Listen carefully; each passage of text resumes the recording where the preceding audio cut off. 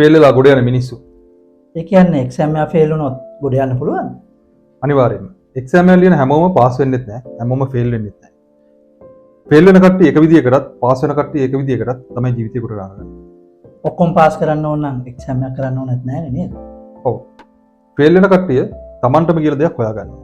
Pass වෙන කට්ටිය සාම්ප්‍රදායික අධ්‍යාපන රටාව ඉස්සරහට ගිහිල්ලා ඔවුන්ට මිමි රැකියාවක් හොයාගන්නවා. උදාහරණ. හොඳම උදාහරණ තමයි තෝමස් අල්වා එඩිසන්. ඒ කියන්නේ බල්බ් 999ක් හදන්න ගින් අසාර්ථක වෙච්ච කෙනා. ඔව්. තෝමස් අල්වා එඩිසන් කියන්නේ බල්බ් එක හොයාගෙන ඉපෙන්නේ නෙවෙයි. ලෝකෙට ආලෝක නමයි. එයා බල්බ් 999ක් හදලා ෆේල් වෙනවා. හැබැයි 10 වෙනි බල්බ් එක එයා හරියට හදාගන්නවා. ඒ 10 හැදුවේ නැත්තම් අද අපි ඔක්කොම අදටත් කලුවරේ.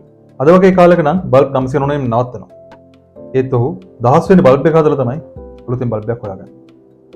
ඒ කියන්නේ ජීවිතය අසාර්ථක වෙන්න අපිට ඔපචුනිටි එකක් තියෙනවා. අනිවාර්යයෙන්. ජීවිතේ ෆේල් වෙනවා කියන්නේ අලුතෙන් දෙයක් ඉගෙන ගන්නවා.